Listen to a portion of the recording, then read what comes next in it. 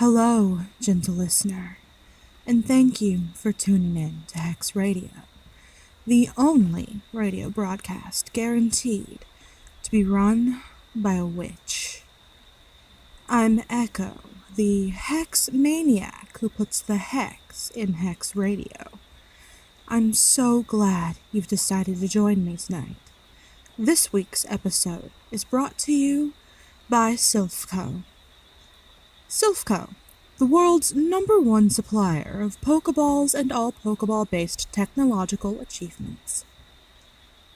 Before we begin the show, I'm happy to announce that I've been working on a new spell that should make things much easier for us to interact with one another. I won't be implementing it this episode, but perhaps the next. It's still a little bit fiddly. Getting the cards just right is a difficult business, let alone figuring out how to get them to appear at the right times. You might also notice a difference in the background ambience. That's thanks almost entirely to my lovely husband Orion. He's been helping me fix up this old radio tower during the week. It is now much more secure and closed off, which I greatly appreciate. It feels almost like I'm recording from the warm safety of the bottom of my own closet. Though there's not much I can do about the crickets. They find a way inside one way or another and are impossible to find. I don't mind them much anyway. They sound soothing, don't you think? I was thinking it might be fun to start something of a monthly series to spice up the broadcast. So, tonight is a special show. Tonight, I'm starting my series on legendary Pokemon. And I'm going to begin with my favorite, Lugia. As I've mentioned before, I was born and raised in Ecruteak in Johto, so I grew up on the legends of Ho-Oh and Lugia. Though I will mention the former very briefly, due to the relation between the two, my main focus here is the latter. In Ecruteak, there are 2 towers, or rather, the remains of one tower and a still intact tower. Back when they were first built, they were twins, one of brass and one of tin. Nowadays, however, the tin tower is known as the Bell Tower, and the brass tower is the Burned Tower. Lugia used to roost on top of the brass tower, up until the incident that reduced it to the Burned Tower. During a drought, lightning struck the brass tower, sending it up in flames. It burnt nearly all the way down, though it was eventually put out by a sudden and torrential downpour thought to be caused by a slowpoke. The damage, however, was done.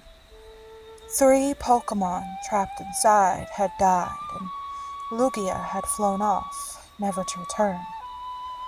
The absence of its partner Pokemon also caused Ho-Oh to leave the Tin Tower, though only after reviving the 3 nameless Pokemon as Entei, Raikou, and Suicune.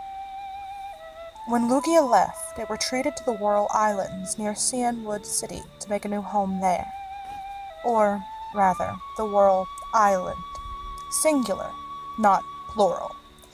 You see, when Lugia first made its home there, it was only a single island, and it wasn't until humans fought over territory on it that Lugia got angry enough to act. With strikes of lightning, Lugia split the island into 4, and then retreated deep under the water there. It's really not a good idea to take off Lugia. As a species, they're so powerful that a single wing flap can cause a 40-day storm and blow apart houses. They're also the only Pokemon who knows the move Aerial Blast, which is a devastating move with a high critical hit rate that's closer to a hurricane beam than anything else. It's really lucky, then, that Lugia tends to be very gentle and docile, preferring to hide beneath the waves rather than risk hurting people by accident. Due to its psychic abilities, it can communicate with humans telepathically, so it can empathize greatly with people. It wants to protect all life, and so it exiles itself away. Generally speaking, Lugia tends to live in deep-sea trenches, only venturing to the surface when called upon.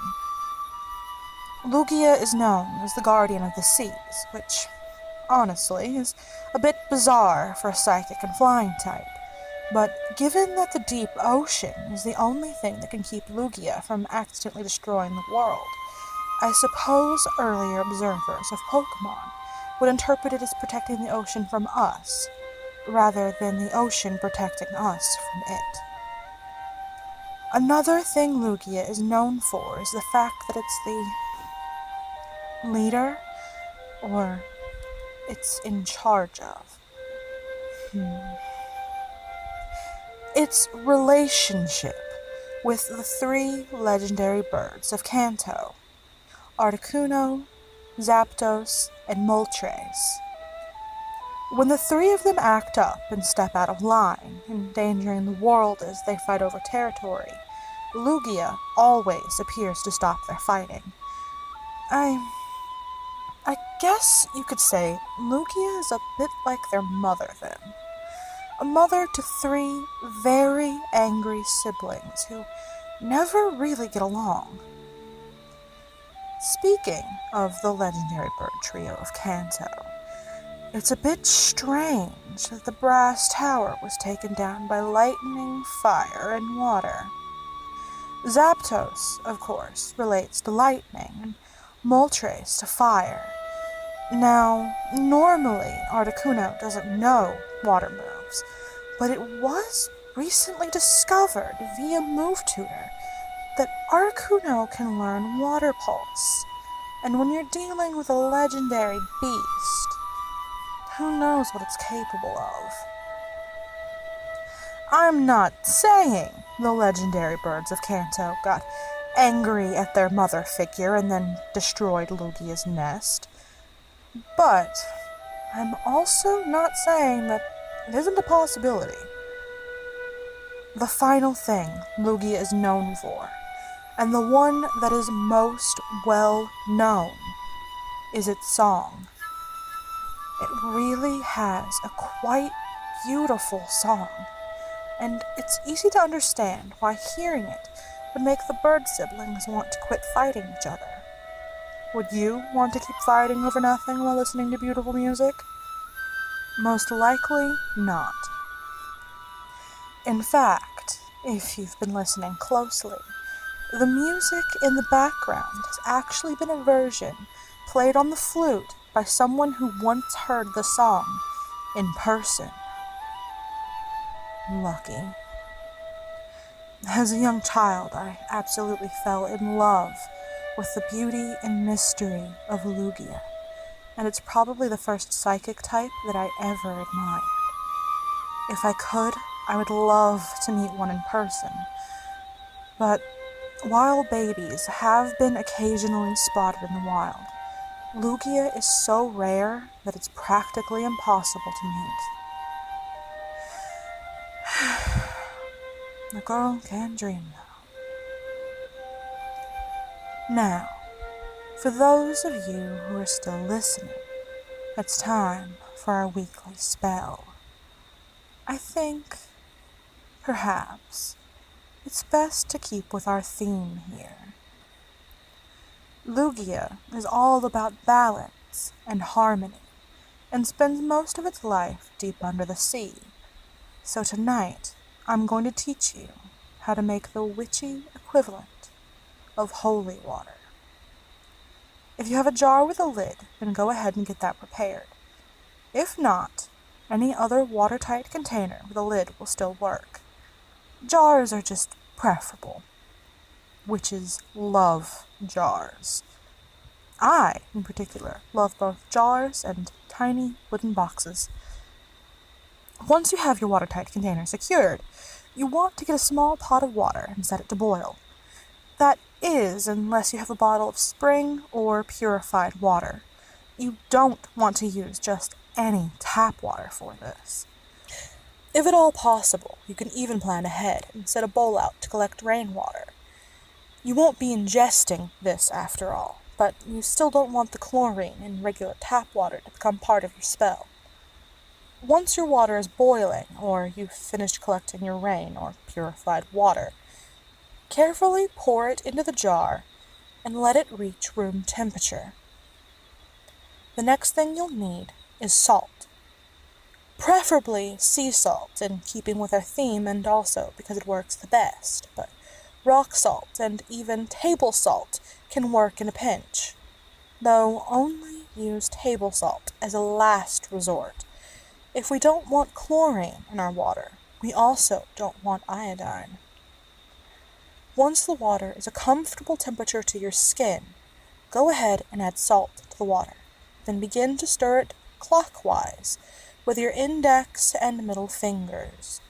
You want to add salt until the water can't hold any more, and it begins to appear on the bottom. Keep stirring the water with your fingers. Then close your eyes and concentrate. Remember, magic is all about intent, and here is where you need to focus your intent. Breathe in slowly. Feel the draw of energy into your body. Breathe out and focus the energy down through your arm and through the tips of your fingers and into the water. You're filling water with your energy. Imagine it in your mind's eye. The pure light radiating through the water, binding with the salt, amplifying its abilities to cleanse and repel negativity. Focus on what you want this water for.